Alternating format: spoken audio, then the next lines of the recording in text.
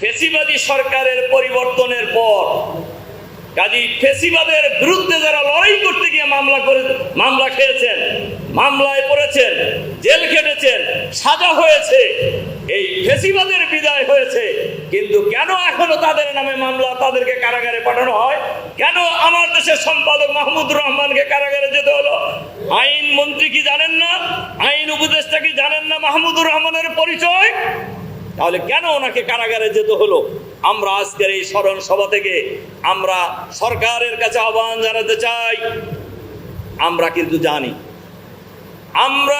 জানি অন-11-এর কুশীলব কারা, এই 15.5 বছরের স্বৈরাচারী ফ্যাসিবাদের দোসর হিসাবে সরকারের বিরুদ্ধে যারা কাজ করেছেন তাদের আমরা চিনি, তারা আমাদের আশেপাশেই আছে। কাজেই তাদের কথাই যদি সরকার পরিচালিত হয়ে থাকে, তাদের কথাই যদি মাহমুদুর রহমানকে অন্যায়ভাবে কারাগারে পাঠানো হয়, সবাইকে মনে রাখতে হবে যাদের সম্পর্কে, যে দামি প্রধানমন্ত্রীর সম্পর্কে তাদের দলের অনেকেই মনে করেছিলেন, বাংলাদেশের মানুষ অনেকেই মনে করেছিলেন এই মহিলা যতদিন বাইসে আছে ততদিন মনে হয় তার পতন নাই। কিন্তু তার পতন কিভাবে হয়েছে, কিভাবে পালাইছেন, এটা বাংলাদেশের ছাত্র জনতার আন্দোলনের মধ্যে দিয়েই হয়েছে। সুতরাং এই ছাত্র জনতা তো হারায় যায় নাই, তারা এখনো আছে। কাজেই আমরা আজকের এই স্মরণ সভায় আমরা আমার দেশের সম্পাদক, উনি খালি সম্পাদক নয়, উনি জাতীয় ব্যক্তিত্ব, মাহমুদুর রহমানকে এই মুহূর্তে কারাগার থেকে মুক্তি দেওয়ার জন্য আমরা সরকারের কাছে আহ্বান জানাব। এর সাথে সাথে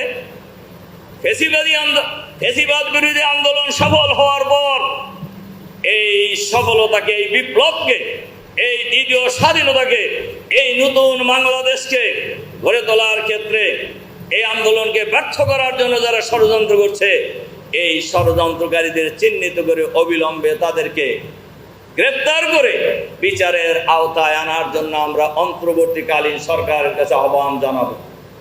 কাজেই এরা খুবই পরিচিত লোক, এরা কে কোথায় আছে এটা আমরা জানি। আমরা অপেক্ষায় আছি সরকার এদের ব্যাপারে কি ব্যবস্থা নেন, নইলে স্বৈরাচারের পতন যেভাবে হয়েছে, যে পরিণতি হয়েছে, বাংলাদেশের জনগণ আবার রাজপথে নেমে আসবে ইনশাআল্লাহ। তার কারণ বাংলাদেশের মানুষ অতীতে অন্যায়ের সাথে আপোষ করেনি, কোনো অবৈধ কাজের সাথে আপোষ করেনি। কাজেই এই বাংলাদেশের মানুষ এই অনেক জীবন দেওয়ার পর, অনেক রক্ত দেওয়ার পর, আপনারা স্বাস্থ্য মন্ত্রণালয়ের ঘোষণা অনুযায়ী 1500 না কত,